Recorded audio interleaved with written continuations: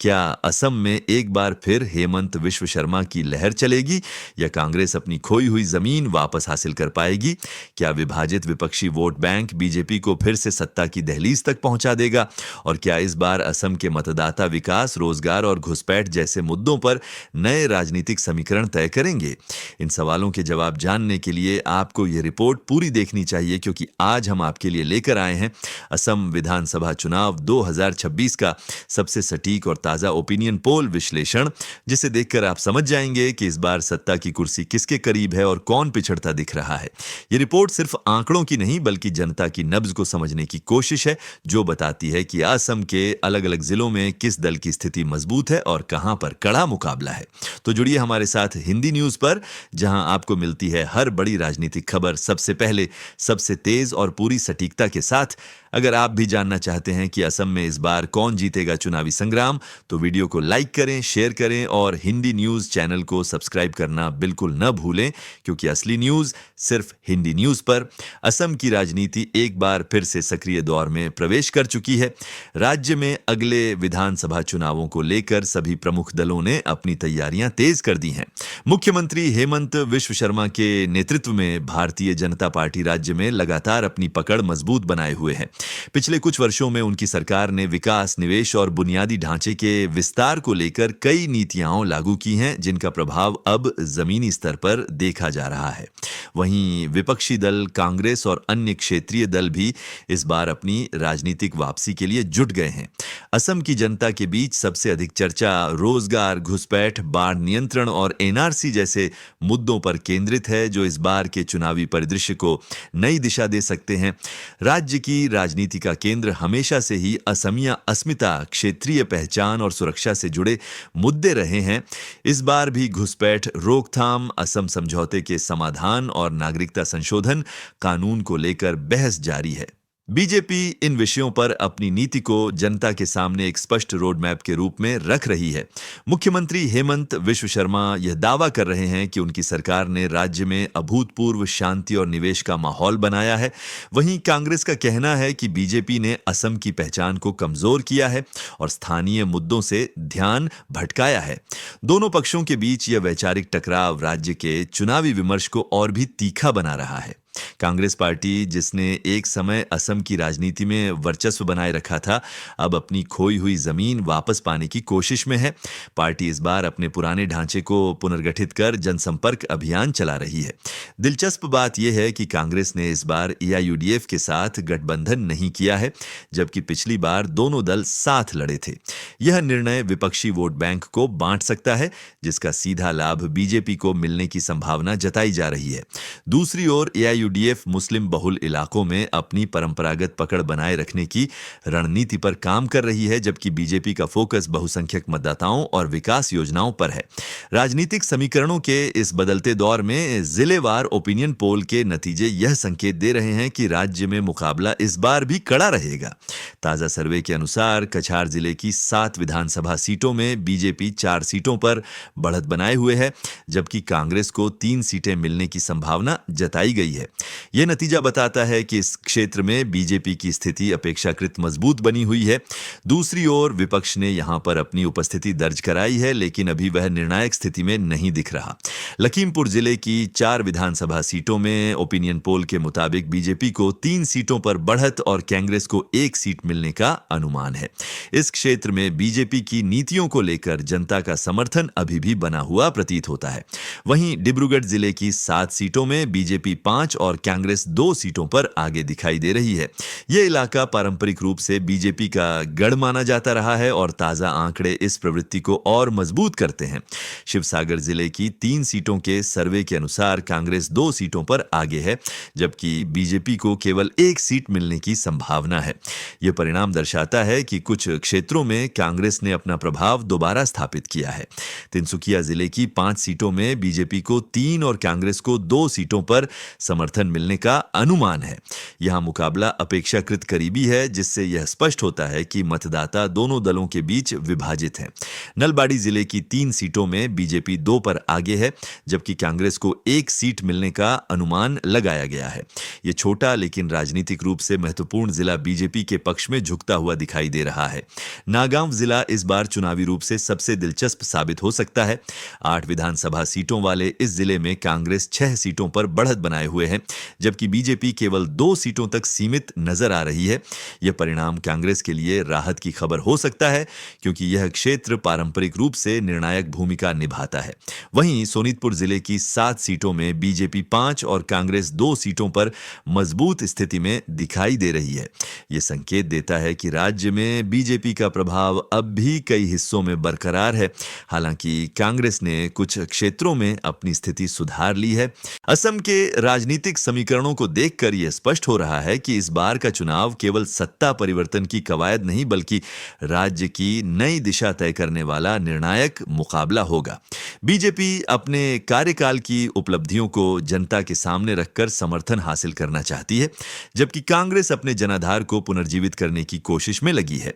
UDF और अन्य क्षेत्रीय दलों की भूमिका भी कई सीटों पर परिणाम को प्रभावित कर सकती है, खासकर वहां जहां वोट प्रतिशत में मामूली अंतर निर्णायक साबित होता है। राज्य की राजनीति में इस समय जनमत तेजी से बन और बिगड़ रहा है। मतदाता रोजगार, शिक्षा, स्वास्थ्य और स्थानीय समस्याओं को लेकर अधिक सजग नजर आ रहे हैं।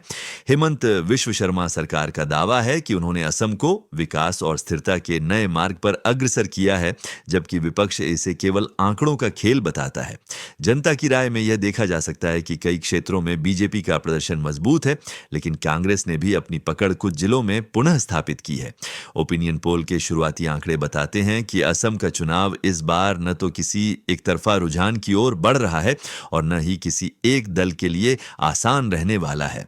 राजनीतिक पर्यवेक्षकों का मानना है कि इस बार मतदाता स्थानीय मुद्दों को प्राथमिकता दे सकते हैं।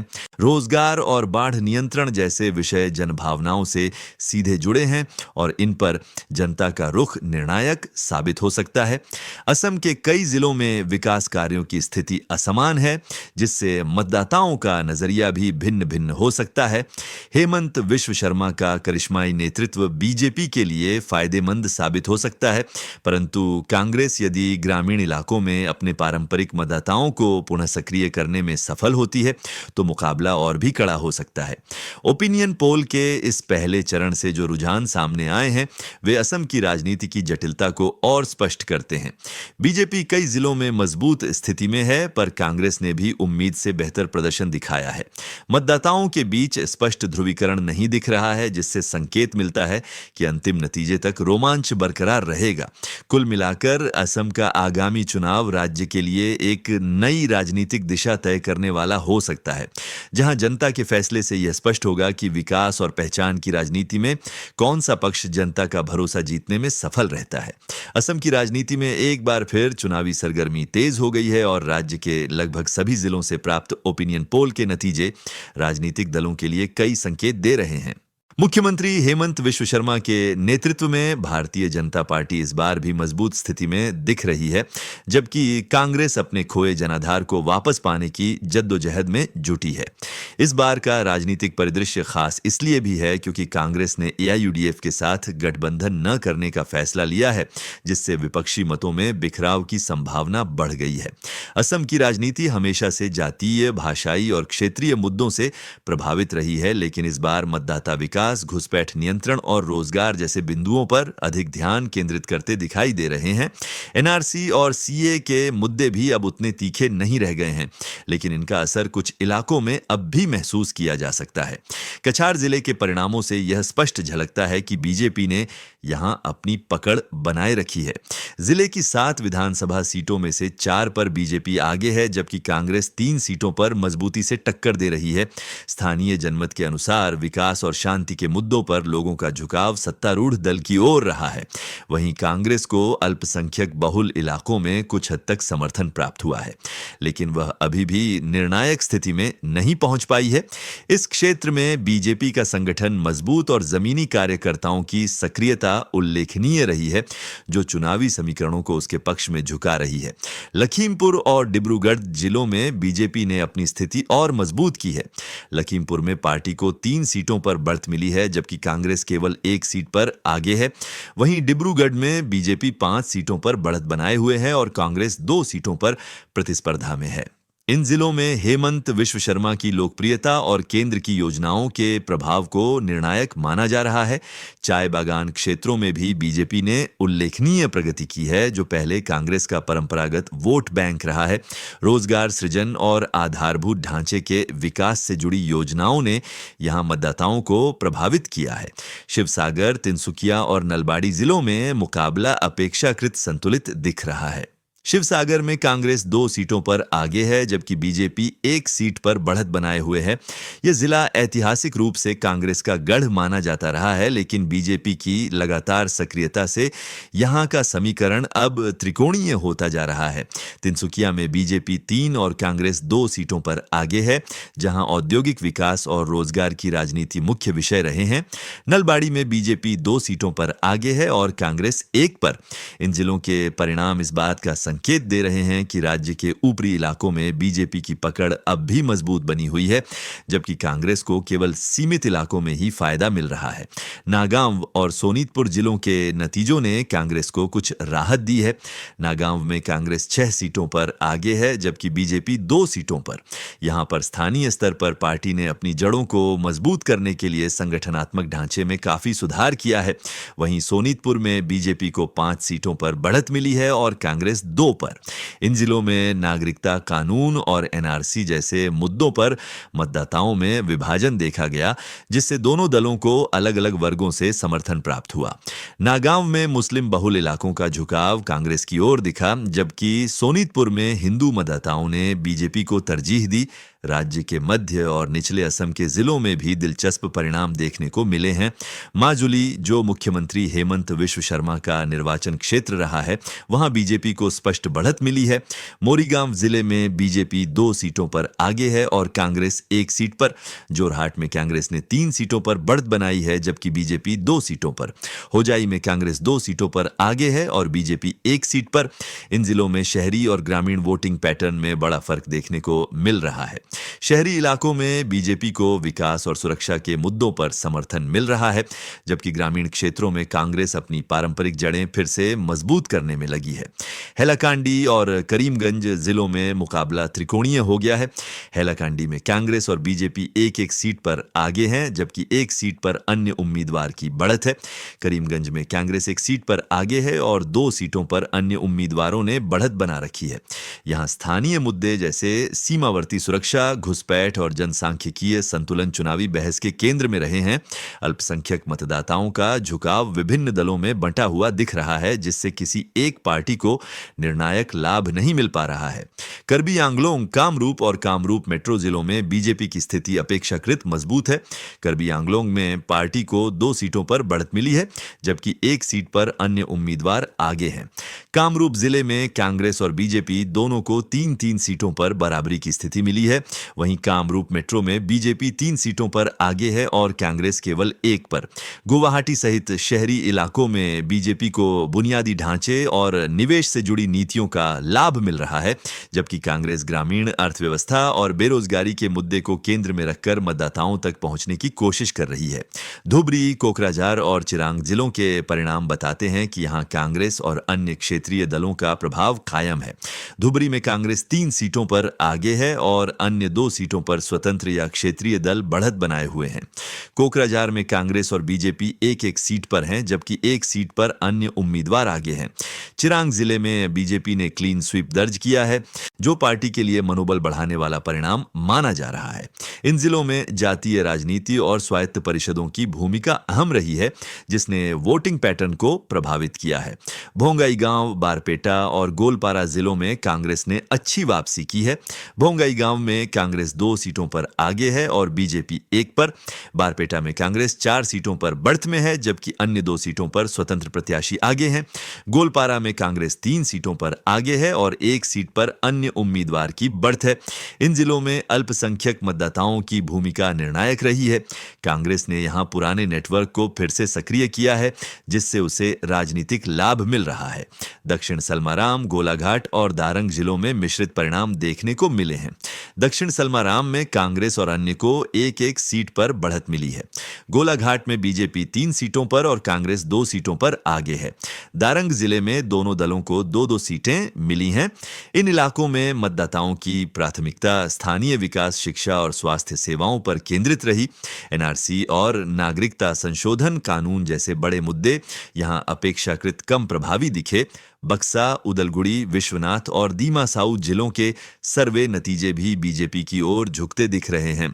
बक्सा में बीजेपी 2 सीटों पर आगे है और कांग्रेस 1 पर। उदलगुड़ी में भी यही स्थिति रही, जहां बीजेपी 2 और कांग्रेस 1 सीट पर बढ़त बनाए हुए हैं। विश्वनाथ में दोनों दल 1-1 सीट पर आगे हैं।